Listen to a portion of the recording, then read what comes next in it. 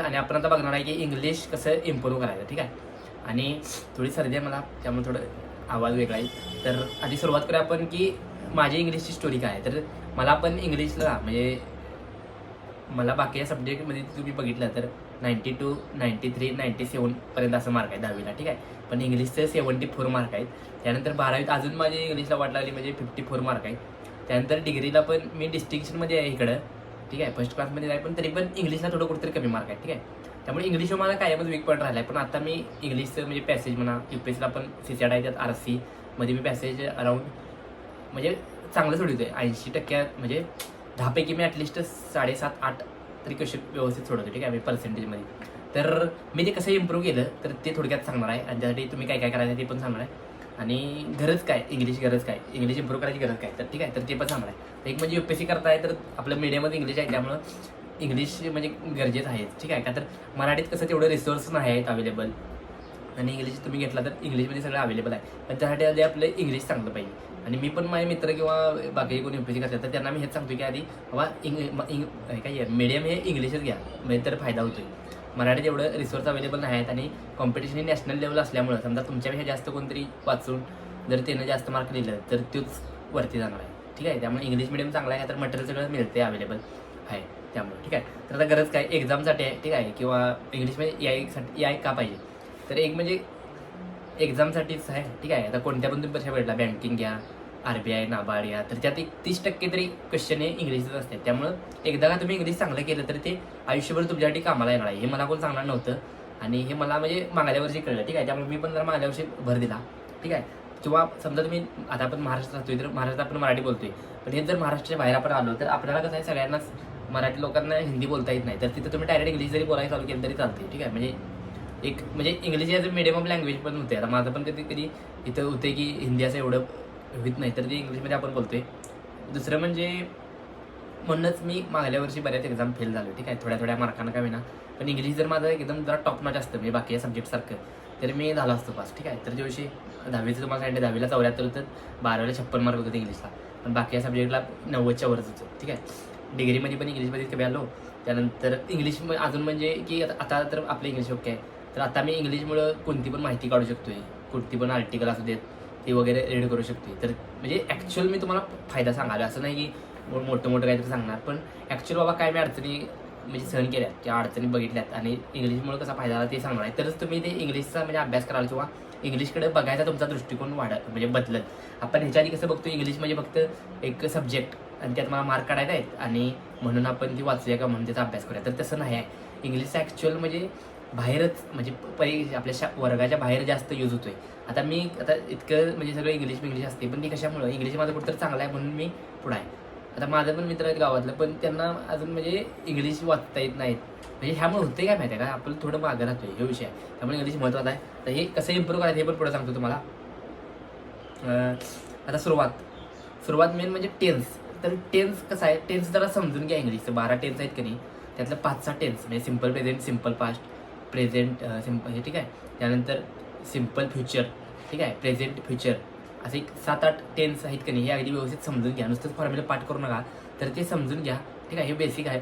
त्यानंतर पुढचं म्हणजे आता इंग्लिशकडे ॲज अ सब्जेक्ट म्हणून बघू नका. ठीक आहे. आता हे इथं थोडं समजून घ्या तुम्ही. तर मी कसं तुम्हाला समजावून सांगते बघा. इंग्लिश हे म्हणजे फक्त ॲज अ सब्जेक्ट म्हणून बघू नका याच्याकडे. जसं की आता समजा आपलं 10वीचं एक्झाम्पल घ्या. ठीक आहे. तर गणित हा सब्जेक्ट आहे. ठीक आहे. आणि इंग्लिश ही इंग्लिश एक लँग्वेज आहे म्हणजे भाषा आहे. तर त्या भाषेच्या दृष्टीनं असं बघा, त्या तुम्ही भाषेचं नुसतंच रूल वाचला, रूल पाठ केला म्हणजे ती तुम्हाला येणार असं नाही आहे. तर भाषेचं कसं ॲक्च्युअल तुम्हाला थोडं तिची प्रॅक्टिस केली पाहिजे. थोडं तुम्हाला त्याचं फंडामेंटल म्हणजे त्या भाषेतनं तुम्ही थोडं वाचलं पाहिजे. ठीक आहे. जसं की आपलं मराठी का म्हणजे मराठी सोपं का आपल्या आधीपासून जाते, तर मराठीत नवीन काय नाही जाय, तेच धडं तेच हे, आणि आपण लहानपणापासून बघतोय, त्यामुळे आपल्याला मराठी कसा सोपा विषय जातोय. आणि हे जरी इंग्लिश पण भाषेचाच विषय आहे, पण इंग्लिश आपल्याला टप का जातोय का, तर आपण इंग्लिशकडे बघताना जर ॲज अ सब्जेक्ट बघतोय. समजा अजून फिजिक्स एक सब्जेक्ट आहे. ठीक आहे. तर आपण फिजिक्सचा अभ्यास करायचा तर आपण काय करतोय, समजा न्यूटन्स लॉ किंवा आईन्स्टाईनचं इक्वेशन, तर हे आपण ॲक्च्युअल ती इक्वेशनचा अभ्यास करतोय किंवा न्यूटनचा लॉबद्दल अभ्यास करतोय, ग्रॅव्हिटेशनबद्दल अभ्यास करतोय. पण इंग्लिशमध्ये आपण तसंच करायला जातोय. म्हणजे काय, इंग्लिशमध्ये आपण रूल पाठ करायला जातोय, ग्रामर पाठ करायला जातोय. पण तसं नाही आहे. किंवा मी ह्या चुका केल्यात. आता तुम्ही कसं करताय बघा, पण म्हणजे मॅक्सिमम पोरं असंच करतात की ते रूल पाठ कर, किंवा टेन्स पाठ कर असं करतात, पण तसं नाही आहे. इंग्लिशमध्ये ॲक्च्युअल थोडं इंग्लिशबद्दल आपण अवेअर झालो पाहिजे. इंग्लिशबद्दल म्हणजे असं नाही की इंग्लिश आपल्याला लहानपणापासूनच बोलता आलं पाहिजे, पण एक दृष्टिकोन आपला वेगळा पाहिजे. समजा आता मीच तुम्हाला सांगतो, म्हणजे आता आपण 10वीतच आपण पॅसेज सोडवायचो ठीक आहे इंग्लिशवर, तर मी कसं करायचो, ते प्रश्नातलं म्हणजे शब्द कुठं आहेत बघायचं पॅसेजमध्ये, आणि तिथलं ते सेंटेन्स आहे ते आन्सरमध्ये लिहायचं. तर हे कॉपी पेस्टच झालं आहे. आणि हे काही इट इज जो ॲटिट्यूड आहे का नाही, किंवा ही मेथड आहे, ही नॉट अ लँग्वेज मेथड ठीक आहे. हे फक्त म्हणजे कसं आपण जे बाकी सब्जेक्टला लावतोय, प्रश्नाचे उत्तरले, इतिहासातले, तर तसं झालं. त्यामुळे हे तसं नाही आहे इंग्लिश, नाहीतर याच्यामुळे इंग्लिश इम्प्रूव्ह होणार नाही ठीक आहे. तर आता पुढचं आता कसं इम्प्रूव्ह होणार हे सांगतो. नेमका प्रॉब्लेम तुम्हाला सांगितला. एक म्हणजे तुमचा एक त्याच्याबद्दलचा ॲटिट्यूड आहे तो बदला, की इंग्लिश ही लँग्वेज आहे, सब्जेक्ट नव्हे हो ठीक आहे. आणि एक आपलं इंग्लिश इम्प्रूव्ह व्हायसाठी आपल्याला म्हणजे कायमच असं प्रयत्न करत राहायला लागणार आहे ठीक आहे. कायमच त्यासाठी अभ्यास करत राहायला लागणार आहे थोडा थोडा ठीक आहे. जसं की आता न्यूटनचा ग्रॅव्हिटेशनचा 3 लॉ आहे, तर आपण ते एकदा बघितलं की सपला विषय. त्याच्या पुढचं काय आता नवीन काय आता येणार नाही. न्यूटनचा ज्यावेळी 4था लॉ कोणतं काढेल त्याच वेळी तो येणार. पण इंग्लिशचं तसं नाही आहे. आपलं इंग्लिश येत आहे आणि इथं यासाठी आपल्याला थोडी प्रगती करत जायला पाहिजे, तर ते इम्प्रूव्ह होणार आहे ठीक आहे. आपण काय करतोय बाबा 10वी 12वीतच इंग्लिशचा अभ्यास करायच्या नंतर बंद, आणि नंतर म्हणायचं मला इंग्लिश येत नाही, तर तसं नाही आहे ठीक आहे. तर आता बेसिक अजून म्हणजे माझं इंग्लिश कसं इम्प्रूव्ह केलं, तर एक आता इथे नेट चालू नाही तर तुम्हाला दाखवलं असतं. निमिषा बन्सल एडिटोरियल म्हणून एक टाका ठीक आहे. तर त्यांचं काय असतं, डेली एक 10 किंवा 15 वर्ड असतात का हिंदू जो न्यूजपेपर आहे का, त्यातलं ते काय म्हणतात आपण त्याला ओकॅब टाईप असं ते शब्द घेतात, आणि त्याचे समानार्थी शब्द, विरुद्धार्थी शब्द हे सगळं शिकवतात. हे इंग्लिश हिंदीमध्ये सांगतात. पण हे जर बघितलं तर आपली ओकॅब वाढते, आणि त्यामुळे इंग्लिशचं कॉम्प्रेशन आहे का ते आपलं वाढते ठीक आहे. हे एक गोष्ट करा. म्हणजे डेली, आणि तो जवळजवळ 40 मिनिटाचा व्हिडिओ असते, पण तो काय 40 मिनिटं बघायचा नाही. पहिली फक्त 5 मिनिटं ते असते, म्हणजे ओकॅब, सिनोनिम, अँटोनिम ते तेवढं रोज तुम्ही बघितला तर ते बस होते ठीक आहे. आणि ते शब्द आहेत ते जे लक्षात राहतात ते लक्षात राहू द्या, आणि जे लक्षात राहत नाही तर ते तुम्ही लिहून ठेवा आता ठीक आहे का. तर लिहून ठेवा म्हणजे नंतर रिवाईज करता येईल, आणि एकदा का ते शब्द तुमच्या डोक्यात बसलेत की तुम्ही ते भविष्यात कधी वेळा पण म्हणजे तुम्हाला त्याचा फायदा होतोय असा आहे. त्यामुळे इंग्लिश इम्प्रूव्ह होते ओके. त्यानंतर न्यूजपेपर वाचा ठीक आहे. आता हे तर झालं हिंदूबद्दलचं हिंदू एडिटोरियल. त्यानंतर दुसरा विषय म्हणजे न्यूजपेपर वाचा. तर आता न्यूजपेपर वाचताना हिंदू वाचू नका, का तर तुमची ओक्याब तिकडे कव्हर झाल्या ठीक आहे. म्हणजे त्यातले जे शब्द आहेत ते तिकडं कव्हर झाल्यात, रिवाईज झाल्यात. तर इंडियन एक्सप्रेस वाचा, का तर इंडियन एक्सप्रेसमध्ये आर्टिकल व्यवस्थित दिलेले असतात, आणि जरा समजावून सांगितलेलं असते व्यवस्थित. हिंदूमध्ये जरा भाषा टप असत्या, आणि त्यामुळे असं मला वाटत नाही की एवढासा इंग्लिश इम्प्रूव्ह व्हायसाठी फायदा होतो.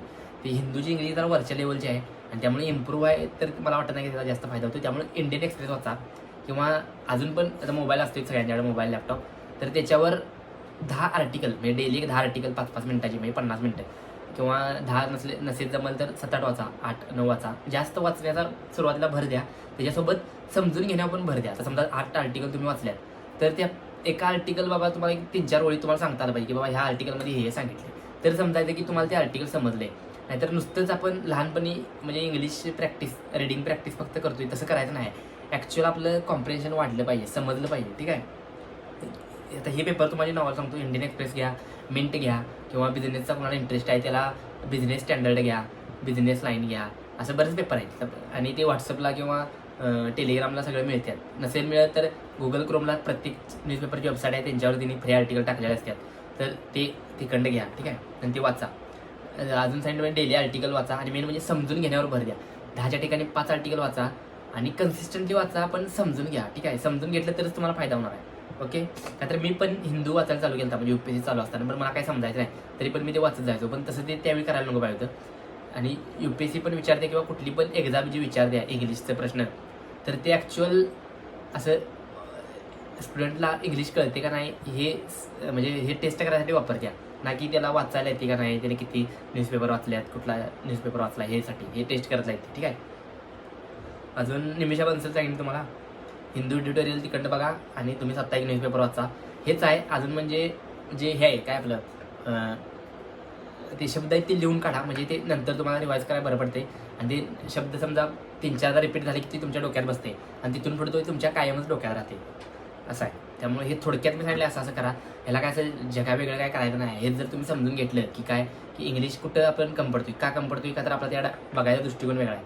आणि मेन म्हणजे यूट्यूबवर पण सांगतात असं करा तसं करा, पण म्हणजे मला तर ते काही फायदा झालेला नाही त्याचा. आता हे कुणी असं यूट्यूबवर सांगितलं नाही, तर हे माझं मीच डेव्हलप केले, आणि मी पण हे मित्रांना मी हेच सांगितले जे एक्झाम देतात त्या, असं करा, इंग्लिश इम्प्रूव्ह होते. मेन म्हणजे रिडिंगवर ध्यान द्या, आणि रिडिंगवर ध्यान पण देतं त्यावेळी स्वतःला समजायसाठी रिडिंग करा. असं नाही की बाबा ह्यानं सांगितली 10 आर्टिकल वाचा म्हणून मी 10 आर्टिकल वाचतो, पण त्या बाबा प्रत्येक आर्टिकलमधलं थोडं थोडं तर कळलं पाहिजे. ठीक आहे, असं वाचा. आणि असं वाचलं तर इंग्लिश इम्प्रूव्ह होईल. आणि ओव्हर पिरियड ऑफ टाईमचा विषय आहे. म्हणजे आता हे समजा तुम्ही जर 2-3 महिने केले, 2 महिने जरी केलं तर तुम्हाला रिझल्ट दिसेल. असं नाही की एक दिवस वाचला मग समज उद्या रिझल्ट दिसेल. ठीक आहे, म्हणजे लँग्वेज आहे त्यामुळं ह्या लँग्वेजचा ॲप्टिट्यूड किंवा ह्याचा दृष्टिकोन वेगळा असतो ना की सब्जेक्टचा. तुम्हाला ते ग्रॅव्हिटेशन लॉचा एक्झाम्पल दिलं. ग्रॅव्हिटेशन लॉ मी वाचला, पाठ केला, ठीक आहे, मला आला ग्रॅव्हिटेशन लॉ. ठीक आहे, हे फिजिक्सचा कन्सेप्ट आहे. पण इंग्लिशचं तसं नाही आहे. English over period of time ती इम्प्रूव्ह होत्या, असं आहे. आणि बघा तुम्हाला कसं वाटलं, आणि तुमचा रिव्ह्यू पण द्या 1-2 महिन्यांनी, तुम्हाला याचा फायदा झाला का नाही. आणि व्हिडिओ आवडला तर लाईक, शेअर, सबस्क्राईब करा. बाय.